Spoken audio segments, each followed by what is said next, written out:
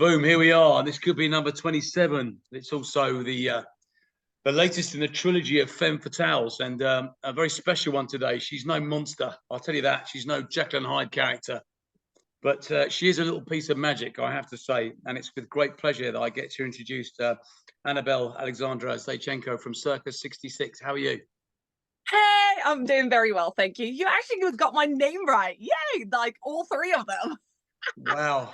Hey. It's a bit of a tongue twister, I'm not gonna lie. A few people have failed to the point where you're like, is it even no me problem. talking to? I've spent a lot of time in Eastern Europe. I've had to get my tongue around and in some very strange places over there. So I know all about that. No. I just say we do appreciate it, especially when you get our name right. So hats off to you for doing that. That's doing good. Very well, thank you. I'm doing very well. You know, same old. Recording and working hard, prepping ourselves for Call of the Wild this weekend. Wow. Do you know, it's when this interview comes out, you'll have done it. So I should really say, wow, what a great performance, and you were unbelievable on the weekend. Honestly, and this is going to be vice versa. I'm going to be like, same to you. You guys yeah. I'll still be locked up. I'll still be in prison. Oh God, tell me about it. It's great. Now I want to go take you back a little bit. I mean, the first time I actually really heard of you is when I was doing Crazy Cowboy. I think which was Crazy Cowboy 7, and you were playing. And that's my first glimpse of seeing you play live, and I was really impressed. And I loved your voice. You just had a really powerful voice, but you were more than that. You were the real deal after. You were so bubbly, and you were involved and very proactive. Where does that energy come from? Tell me where that energy comes from. I'm interested. Well, a lot of people say, "Are you on crack?" It's not true. I'm not on crack. I am. So just to get the rumors cleared up. Right. But you know, because people do question, "Are you good?" I'm good. I'm good. No, it's mainly because it's the atmosphere. For me personally, I've always been a very sort of outgoing person, especially. It's sort of, I just line myself up with the room, with the atmosphere, with the vibe. So and I thrive off that, especially with the adrenaline kicking in after, like during the performance and afterwards. I still got a lot from that. And mainly enjoyment, because you know, performing is amazing, and especially performing what we write and what we record, you know, putting a little bit of ourselves out there into the crowd, the world to see. And it's amazing to have such a great impact on people, and also have such an amazing response from the crowd to what we put out there, because technically, you know, we put our feelings, emotions into the songs that we write and stuff, and it's, you know, it's a vulnerable position, you know, for any artist, and it's always amazing to have an incredible response from everyone who gets to see us, really. Well, I think you're doing yourself a little bit of a disservice there, because I think you get out of it a lot of what you put in, and you do give it everything you've got, and I think any audience that comes in and sees that doesn't feel they're being shortchanged with you. And I think you've got a great brand, you know, similar to our band. You've got like three guys around you who were a band before you joined them, and you were kind of almost like a bit like the missing link, that they were looking for some of the great musicians. They just needed someone like you, a front person to come in, and it's great. You can see the joy on their faces. They're really comfortable having you out front doing what you do. And you know, as a front person myself, I really admire, and I love watching, because I know what it goes into, and I know all about the nerves, I know the energy, and how you like to kind of connect with an audience. But where does that come from, in a sense of, as a little girl growing up, this desire to be a singer? Oh, well, to be fair, when I was a kid, I'd never been diagnosed with ADHD before, only recently. But I always had a lot of energy, a lot of you know, wonder to the world. So I've since I was a little kid, I've done a lot of things. As in, I've taken on, you know, arts, music, drama, everything, and art and music mainly stuck around more than anything.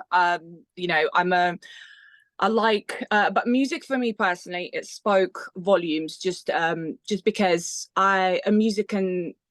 music like is the universal language, and for me it could speak volumes to me, even if I don't say anything.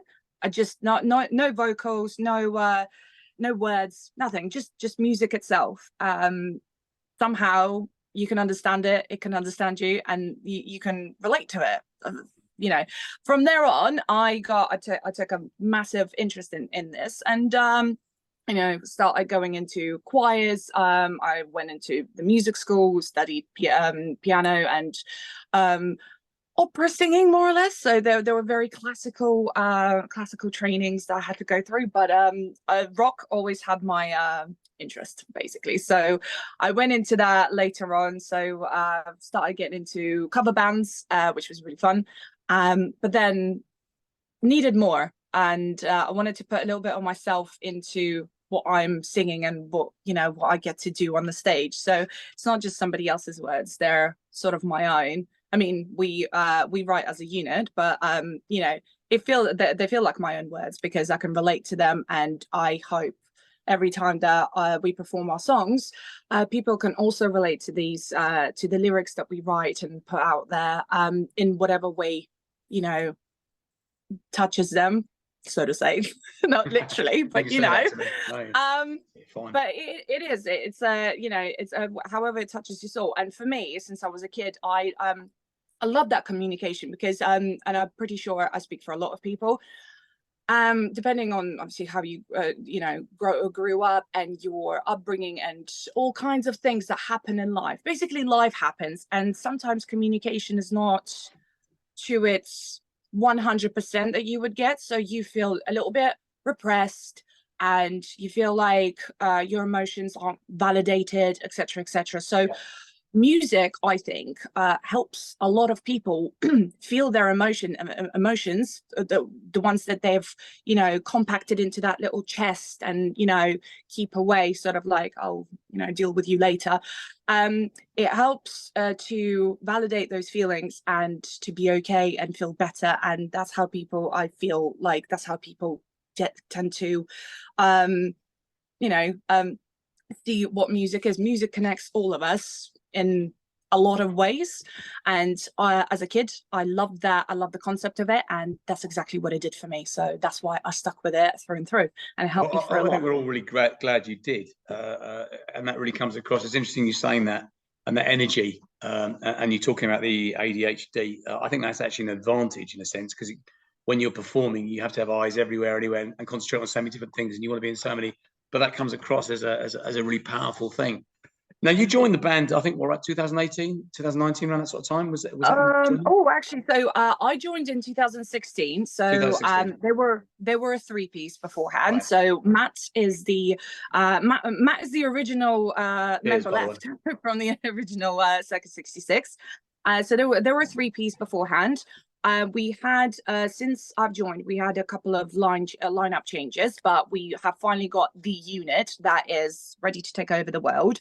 So in 2019, we had Lee join, and then a month later, at the beginning of 2019, and then literally a month later, we found our bassist Mustard. Well, actually, let's call it what it is. He found us. More like he showed up in the middle of rehearsal, say, I'll come jam with you guys. And that was it. And hence why we call him Mustard, because the guitarist Matt, he turned around and because he got a message from Luke, who's Mustard, saying, oh, I'll come jam with you guys. And Matt said to myself and the drummer Lee, said, he's the keen as a mustard, isn't he?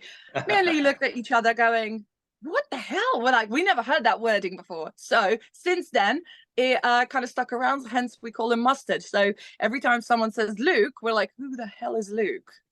Yeah, you could have called him Coleman's. Coleman's would have been a good name, because Coleman's is the only mustard I would trust. Goes down in Great Yarmouth. But that's a pretty good story. I like that. Anyway, so on the first the songs I checked out of you, and I've been actually the last couple of days I've been listening to a bit more and listening to the way you structure the songs. It's always interesting to hear that. I mean, you could tell, you know, the guitarist formed the band, you know, that's Matt, isn't it? And you can see the way the songs, but you're all really comfortable in what you do. But the lyrics, like Jekyll and Hyde, on that particular track, and I was watching the video. Is that part of you? Is that really a part of you? How you feel you sell yourself as these two different characters, or not? So the lyrics were written actually, funny enough. So myself and Matt have written them. It all depends how how the track is affecting other people. Personally, for myself, yeah, I have. I feel like I've got two different personalities. One, like what people get to see when I'm on stage and when I'm off stage, still pumped up and ready, like, yeah, this is amazing. And those are the best days. They're like amazing days. However, there are some days, where I'm just me, just Annabelle, and I'm at home, or I'm, going to work doing, the mundane stuff, and and get stressed about mundane stuff like, oh, why is the rent so much? Oh God, the gas and electricity. Do they want my arm and leg along with that, or what?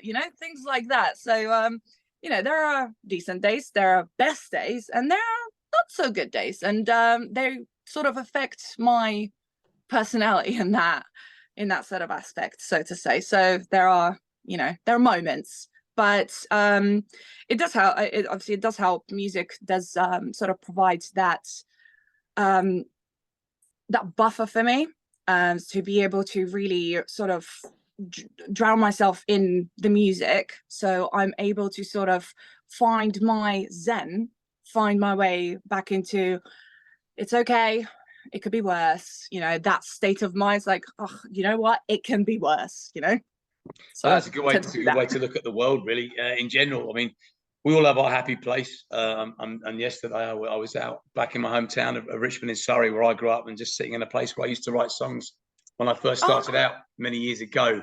And I got hit with this, overcome with this incredible emotion of just being back where it all started, and felt very, very peaceful.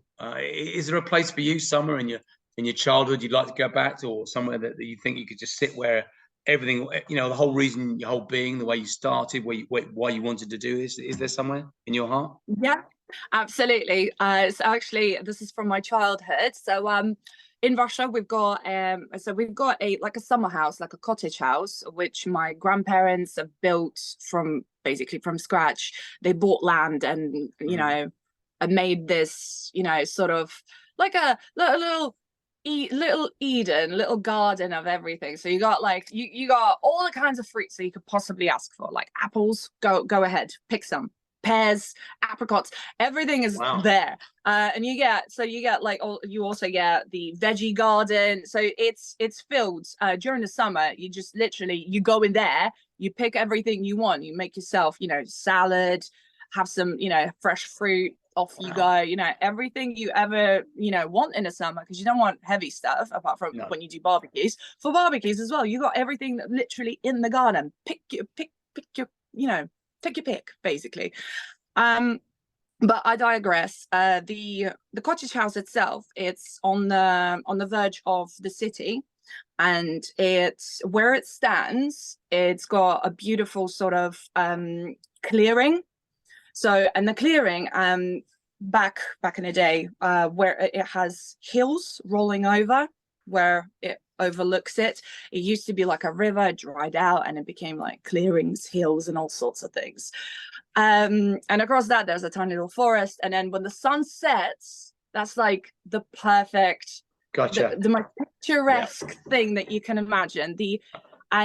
The bliss that I get from just watching that sunset, and I just remember from my childhood, and even when I went back to visit my family back in 2019, it was amazing. It's just like the most peaceful place I could imagine for myself, and it's just so quiet. You can't hear any cars going anywhere, nothing's going off. The whole busy city life has just disappeared. All you can hear is literally the wind going through the tall grass, the warm breeze, and the sunset, and that's it. And it's just, that is the most peaceful place I could ever find.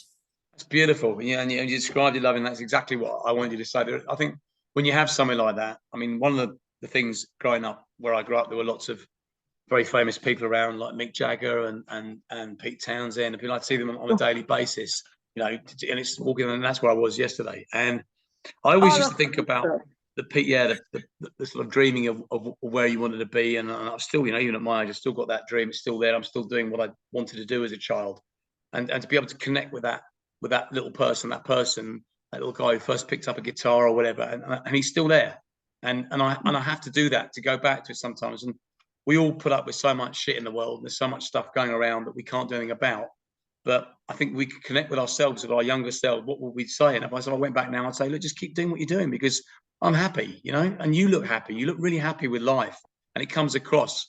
And anyone who tries to change it or tries to put you down, they're just jealous. They're just jealous of the way you are or the way you are about yourself, because inside where you're from, what you're about, and why you do what you do. And that comes across. And it's something I felt about you from first chatting with you, and when we had the CC8 chats and stuff, when we were doing the stuff for that festival. You came across with this vivacious energy, but this honesty, and you wanted to do well. It's something that I discovered in my wife. My wife came from Czech Republic and Poland, grew up, under communist rule, grew up with that.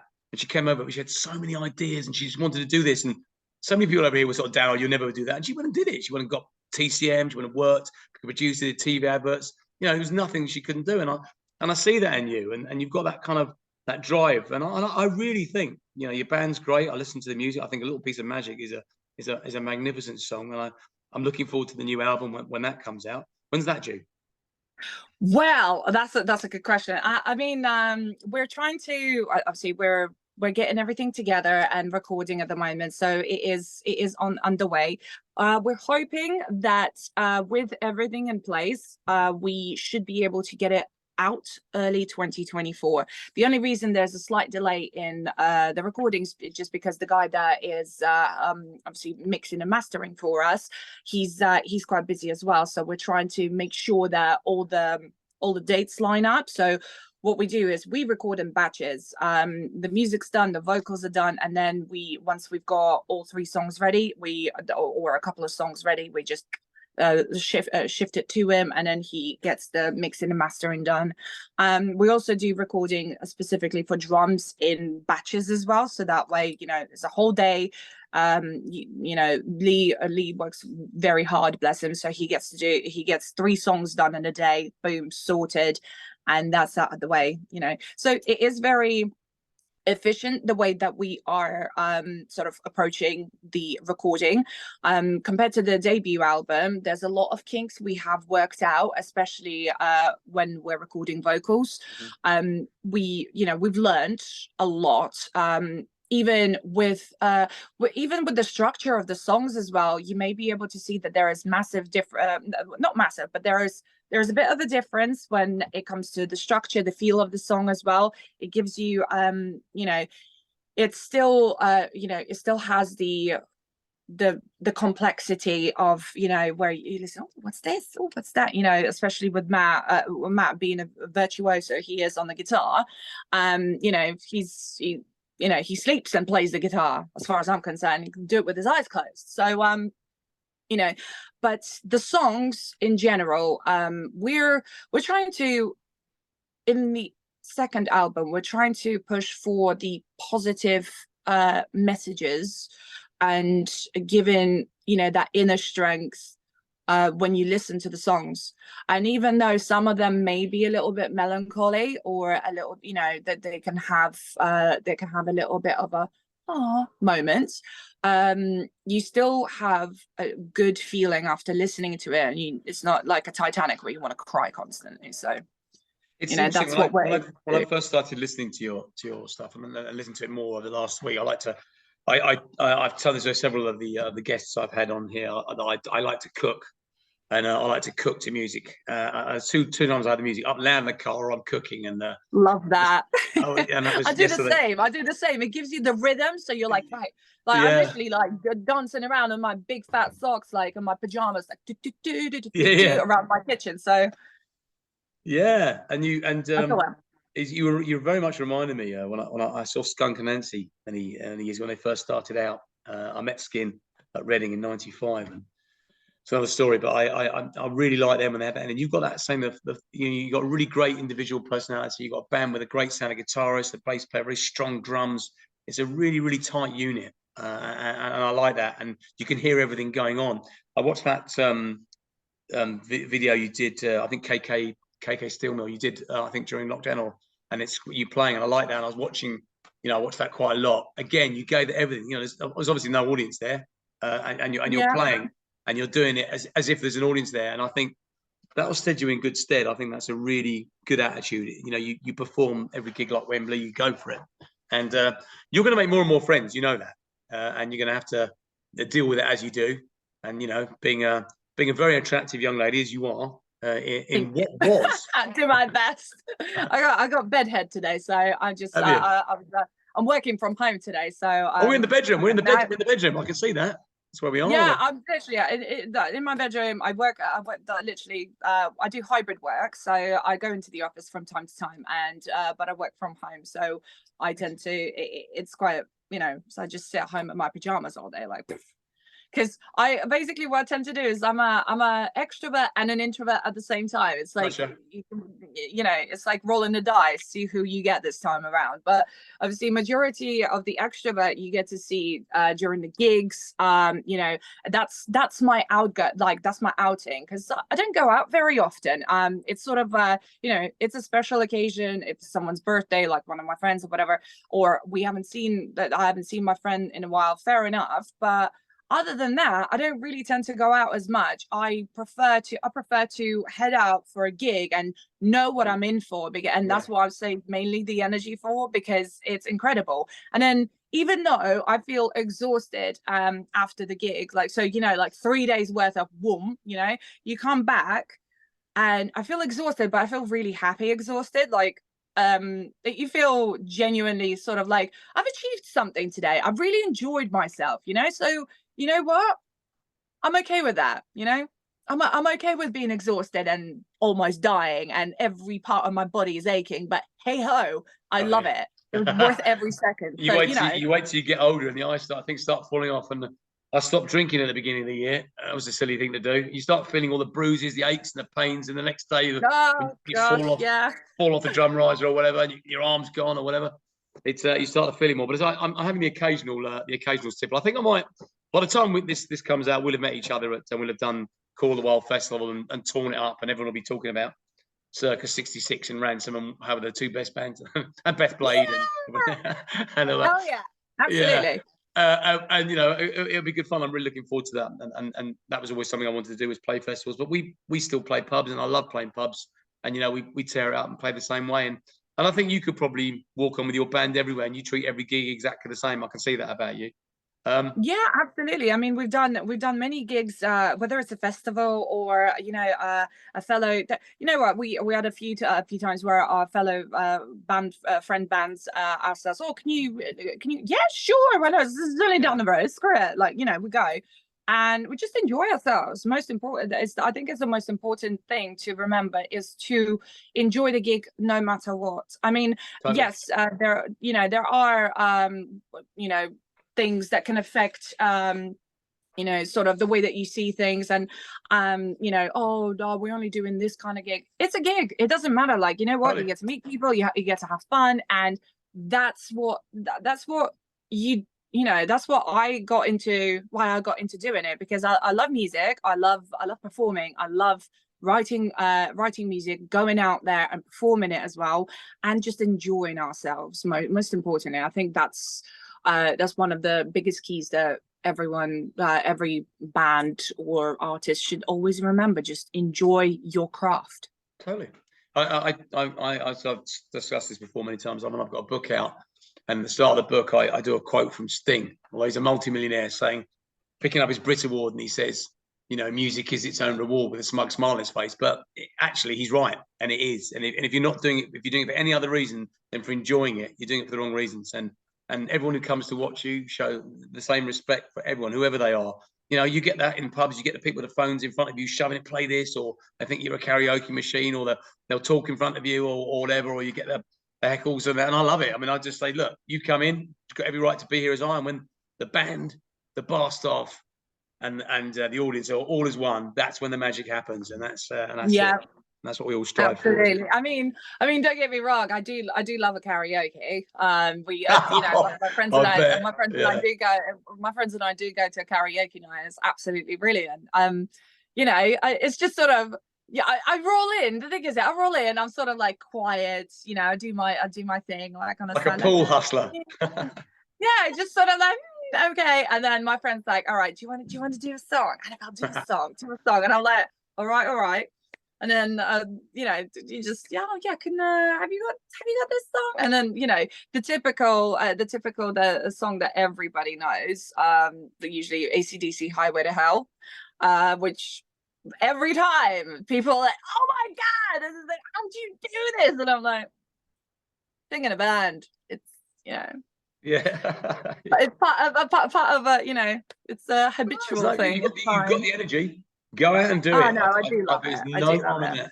So you do I this. mean, You do this kind of thing, chat. You do on a Sunday. Was it Sunday night? Was it you sit down and you? No, I did do it on a Sunday, but I thought that, oh, do you know what? I haven't done it for like 2 months, and I feel really, really bad because I think since after my birthday, we had quite a few bits roll up, and because I've had so many issues with sorting my health out when I got just for an op and whatnot. It just kind of rolled on, and I'm like, oh, I'll do it next week. And I just it stopped. So I switched it. I thought, right, if I switch it to Monday night, it will be Monday motivation evening with Circus 66. I thought, you know, because we did Sunday Fun Day, it's great, but I've noticed that every time I've done it, we come back from a gig and I'm exhausted and I'm barely managing to sort of crawl and just be like, let me turn my phone on, hi guys, you know, and sort of scattered. Whereas on Monday I'm like reset, like, you know, I've just been to work, you know, and my brain is switched on, and I'm like, right, I've got fresh sort of outlook on what happened over the weekend, so I could just literally tell everyone, oh my God, this happened and this happened, you know, and, you know, get people who weren't able to make it to the show feel like they were there. I think that's one of the things that I really like doing. Why I started doing lives. I mean, genuinely, it's to do with our fans, with our supporters, and it's nice to, you know, sort of speak to them, and, you know, people comment and I sort of respond back as we go, which I really enjoy, and I feel like it's nice to sort of converse and communicate with you know, all of our, you know, friends and you know, band supporters and fans, and even across the world, you know what I mean? So it's fun, and I like to keep them in the loop, because you know what, just because you're not there doesn't mean you know, for whatever reason, doesn't mean you can't be involved with the bands. I'm going to jump on the next one. I'll come in the next one. Yes, I'm going to come. I'll come on. Well, we could do it on Monday. We could do it next Monday. We'd be like, right, do you remember what this happened? Or at Call of the Wild? And it would do it. It was, tell the stories of what happened at the weekend. I might be hanging my head in shame. Annabelle, it's been an absolute pleasure. Oh my God. A pleasure talking to you. You're an amazing bundle of energy. I love everything about you. Great voice, beautiful look, wonderful personality. I wish there were more like you in life. I really do. I wish all the best to your band and to Circus 66 in the next year. I know you're going to go on to bigger and better things, and I'm glad to be part of your journey. And I'll see you very soon. All right. Absolutely. I'll see you over the weekend. Over the weekend. Would it see you over the weekend? It was amazing. You were incredible. See you later. Care. Bye.